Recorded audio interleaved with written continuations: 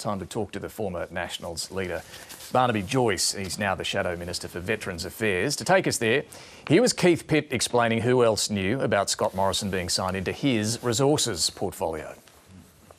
I had a discussion with Michael McCormack as leader of the Nationals, as you would expect I would.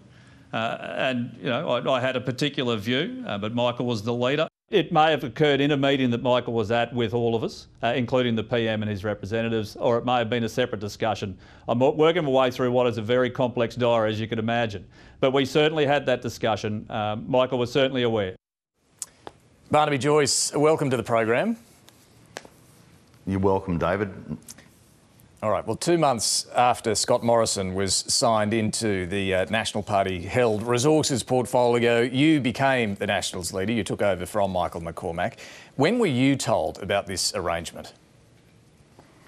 Well, David sort of arrived there obliquely. Obviously, I wasn't aware of it at the start because it had happened prior to me coming back as leader. And then over a period of time in the discussions of the PEP 11, became more apparent that the Prime Minister had greater powers than I initially assumed. And to be quite frank, if I had gone into bat, I had negotiated an extra minister. And I thought, well, I've got to ask myself 3 questions. Is it legal? Yeah, it is legal under Section 64, it can do that. Is there anything I can do to change it back? No. Has he got the capacity to renegotiate my extra minister that I just dealt into the National Party hand? Yeah, he could just say, yeah, I'll fix your problem, mate. I'll just take the ministry back off you. It's gone. Now, problem fixed for you, problem fixed for me. Bad outcome for the National Party.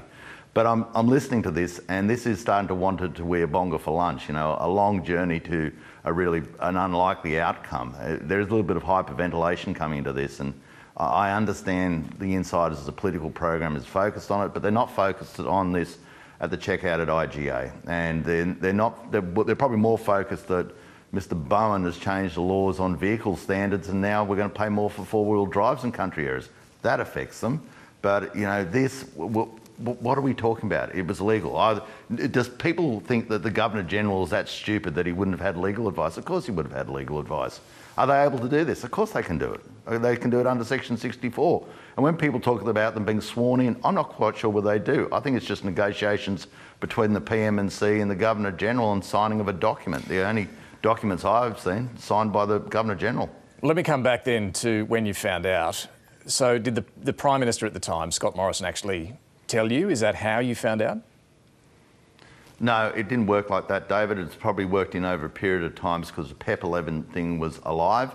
I've always said, and I said right at the very start of becoming aware of the wider ramifications of this, I believe in a cabinet system of government, not a presidential system of government. I believe that people have a more acute knowledge when they're solely responsible for a portfolio, and I believe that Keith Pitt is an incredibly competent minister, incredibly competent, was all over the PEP 11 issue like a bad suit and understood all the ramifications of any decision, and I think it should have been left with him to make that decision, and I think in our discussions that's the direction it had. So, just come back to this question. Why is the Labor Party now turned into this opposition in exile? I mean, talk about the Labor Party, but just come back to the question. How did you find out? If it wasn't from the Prime Minister, was it from Keith Pitt?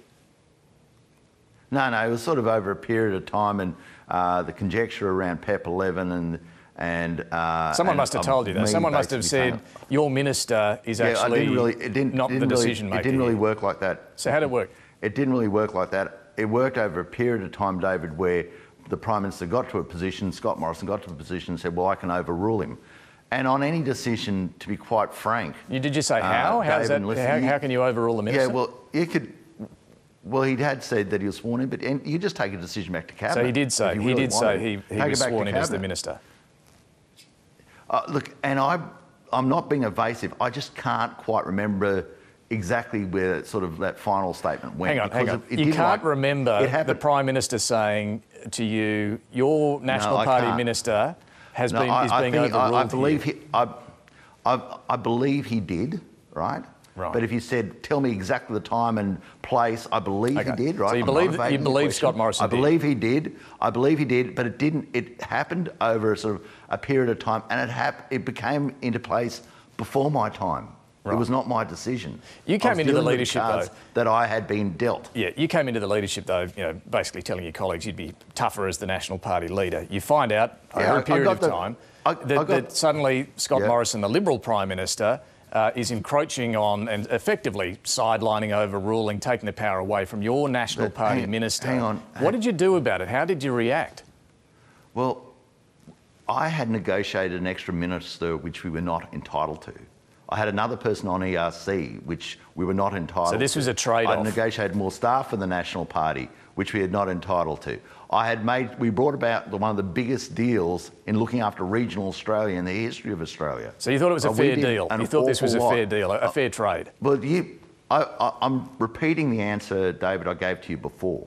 The Prime Minister's solution to me, if I'd pursued this, was quite simple.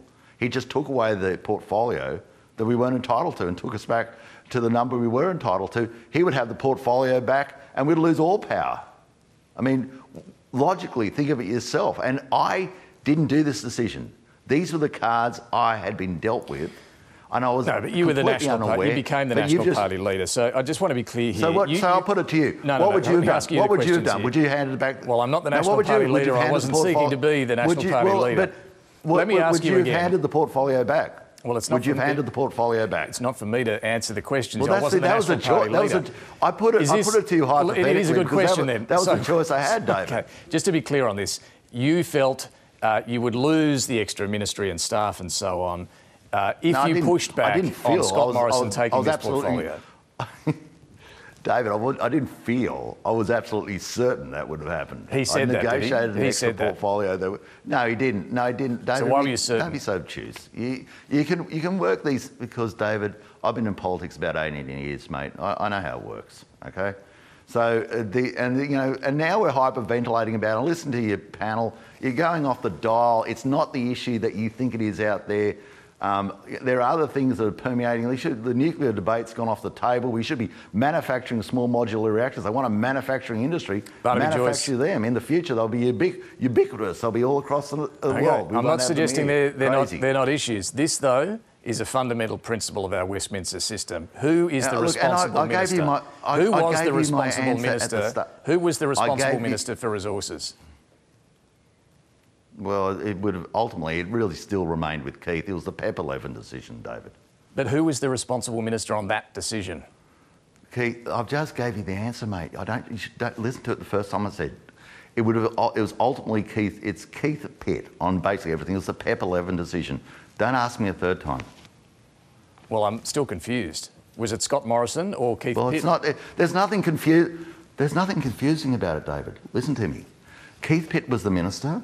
I'm telling you, look, and there's no trick, hokery-pickery, trick to this. I'm giving you a straight answer. Keith Pitt, on everything in resources, was responsible. There was a conjecture on one issue, PEP 11, right? Now, what do I need to do? Do I need to write it and hand it to you in a letter? I mean, it's as clear as that. I'm just trying to establish why you... You're not going to go back to this question again, are you? I am. Why you felt the need to keep this secret. Why shouldn't Parliament, let alone your colleagues, have been told David, what was going on here? It wasn't really a secret. The PEP 11 decision was turned over. I mean, what was secret about that? Well, he was the decider. This was the decision.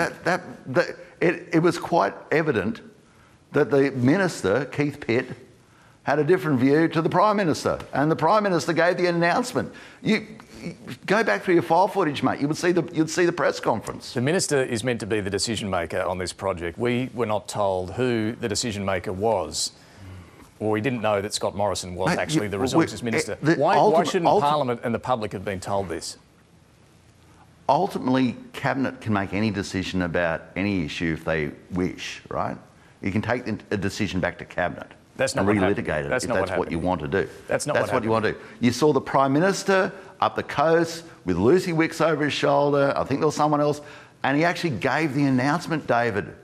Do you want anything clearer than that? What else are you looking for? Archangel Gabriel was holding his hand. What do you want? Well, I think what we're trying to establish here is who the decision maker was Well, on I've this just project. established it for you. It was Scott in a Morrison. press conference. Okay, so you're saying it was press conference. Scott Morrison was the decision maker. With Why Scott wasn't Morrison Parliament announcing it? Barnaby Joyce, why weren't your colleagues and why wasn't Parliament told that he was actually the decision maker and the minister? Now that is look, I agree, and okay, I agree with you. He should have been. If you're saying, "Oh, Barnaby, do you agree with everything that Scott Morrison did?" Of course not. No. So why didn't you tell your colleagues? Your colleagues are still. 100%. Your colleagues are angry finding out about this week. They want to know why they weren't told. Well, most of it, I didn't know about, and you got to remember. Well, you did. You just told us. You knew. Decision. No, yeah, I told you that I found out about it subsequently. I proved to you that the Prime Minister of the day made the decision. Why didn't you tell your colleagues? Why didn't you tell Parliament? That it was on the PEP 11 decision. I've also told you that. I'm repeating myself, David. I told you this was the conjecture around the PEP 11 decision. Let me ask you clearly. Which clearly, ultimately you saw the press conference that I can't be any clearer, Why didn't you tell your colleagues that Scott Morrison was the Minister for Resources? The discussion that I had with the Prime Minister was purely around PEP 11. He never went into that he had powers on everything that Keith Pitt could do. So now we're getting back to where we started. You didn't know that he was Resources Minister? Well, this is he had the power on the PEP 11. I found out right to the very start of your interview.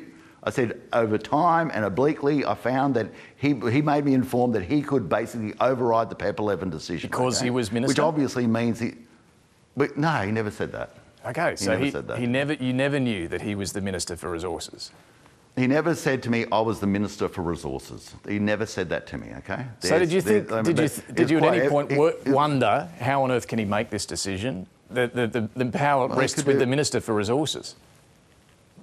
But he never said he was. He obviously had the power to do it. And as I said before, you just take the decision back to Cabinet and relitigate it. But he didn't. You weren't curious as to how he did this? No, not particularly. To be honest, you weren't National Party leader. You're not curious as to why your National Party minister is being overruled on the PEP 11 decision. On the PEP 11, I probably had other things on my mind, but negotiating one of the biggest deals in Australian history on supporting regional Australia. And as I've said to you at the start, if you want to litigate it, he can easily win that. He just takes away the ministry you weren't entitled to. I'd negotiated an extra minister. The National Party kind of like that. So, okay, to be clear for viewers here, you've done this deal, certainly in your mind, you get the extra minister and the staff in return for Scott Morrison being... No, don't verbal me, stop that. As I said at the start, I found over a period of time and obliquely that he had the power to deal with the PEP 11 decision. Right, I'd already negotiated the extra minister. I'd negotiated the extra person in ERC. I'd started the process of a massive negotiation for a regional package, right? So, and I said at the start, the decision that I found out about was something that had happened before me. And then you asked about, who made the decision? I pointed you out to the press conference where the Prime Minister made it. And now, after this, I know you'll go back to a hyperventilating bench, and the ladies and the blokes at IGA paying for their groceries will still be arguing about other things, and the world will have moved on. Let the Prime Minister of the day today have this sort of opposition and exile approach because it covers up for everything else. Fair enough. But, let me ask you really this. and truly, I know that... Let me ask you this finally. The PEP 11 decision, right, which Scott Morrison made, was that a political decision or was it a decision made in the national interest?